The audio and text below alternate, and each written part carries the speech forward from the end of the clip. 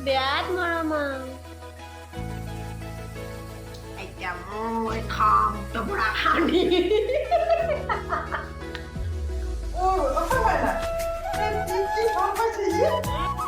তো বলক বন্ধুসকল আজি ভিডিঅ'টো ষ্টাৰ্ট কৰি দিওঁ আৰু অকণমান স্কিপ নকৰাকৈ আপোনালোকে কিন্তু শেষলৈকে চাই থাকিব হা প্লিজ তো শুৰু হৈ যায় আজি ভিডিঅ' এক বেগ কচু থৈ পালে এইফালে আমাৰ কচু বইল হৈ গ'ল যিখিনি দেখাইছিলোঁ অথনি কচু বুটলা এইখিনি এতিয়া বইল কৰিছোঁ মানে ইয়াত দিম কৰ্দৈ বিলাহী সলনি আৰু এইফালে জলকীয়া দিম আৰু ৰেডি কৰি লৈছোঁ চাই থাকিব আৰু লগত আছে এইখিনি কচু মাছৰ মাথা আমাৰ মাছ মাছ মাছ আৰু এইখিনি মাথা বুলি ক'বলৈ নাই আৰু ইয়াত দি দিয়া হ'ল একদম মাছৰ মাথা বইল কৰাখিনি ন বইলে কৰিম তাৰপিছত আৰু এইখিনি বেছি লোৱা কৰ্দৈ মজা দেখিছে একদম জুইচখিনি ৰেডি কিয়া আদা নহৰু জলকীয়া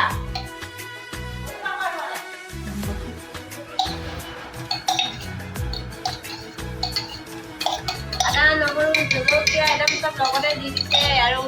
মাথা কৰ্দৈ আৰু এতিয়া দি দিব আমাৰ বৰমাই নিমখ আৰু হালধি আমাৰ ৰান্ধনিখিনি দেখাই দিম আকৌ ঠাণ্ডাই নালাগে তাই ইমান গৰমতো বডি দেখাই থাকে এতিয়া কি দিব হালধি তাৰপিছত চিটি দুটা মৰাই দিব আৰু প্ৰথমে পানীখিনি পেলাই দিয়া হ'ল যে যিখিনি বইল কৰা নাই পেলোৱা মই তেতিয়া টেষ্ট লাগিল চেনি চেনি কচুটো চেনি দিছে টেষ্ট তাৰপিছত পানী ৰান্ধিছোঁ আৰু এফালে পূৰা লাগি গৈছে আৰু কাম এইটো আজি দীঘলীয়া ব্লগ এটা বনাইছোঁ এইফালে লাই শাক আমাৰ বৌমা ইমান খানা খাওঁ এনেকুৱা ভইচ ব্লগ নবনাওঁ দীঘলীয়াকৈ আজি বনাম বুলি ভাবিছোঁ এতিয়া মা আৰু এইফালে কচুখিনি ঘাটনি মাৰি লৈছে আৰু এতিয়া বইল কচু হৈছিলে এতিয়া বনাম তেল আৰু এইফালে বৌমাই ৰেডি কৰি লৈছে লাই শাক আলু ভাজি মাংসখিনি দেখা ক'লে মাছখিনি আজি তোমাৰ লগৰী ঘৰলৈ আহি কেনে বৰমা বুলি কওঁ মানে এজনী আমাৰ মা ভাগৰ সখী হয় সখী কিন্তু আমৈদৰ বুলি নকওঁ আমি আৰু বৰমা টেষ্টি হৈছে অ' ভগৱান একদম হৈ গ'ল এইখিনি আমাৰ এইখিনি চাটনি এইখিনি কচু থুৰি জোল মাছ আৰু লাই শাকৰ ভাজি কেনেকুৱা হৈছে ঐ বৌদি কচুখিনি খাই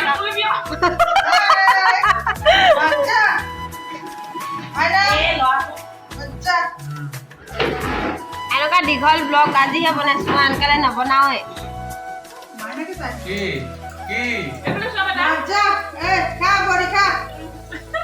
বিৰাট মৰম এতিয়া মই খাম টবৰা খানি আৰু সঁচাকৈ বহুত ভাল লাগিছে দেই বৰমা কচুথুৰিখিনি একদম টেষ্টি ক'বই নালাগে আজি মানে পূৰা লোকেল নিচিনা খানাবিলাকে খোৱা হৈছে ন লাই শাক কচুথুৰি আৰু চাটনি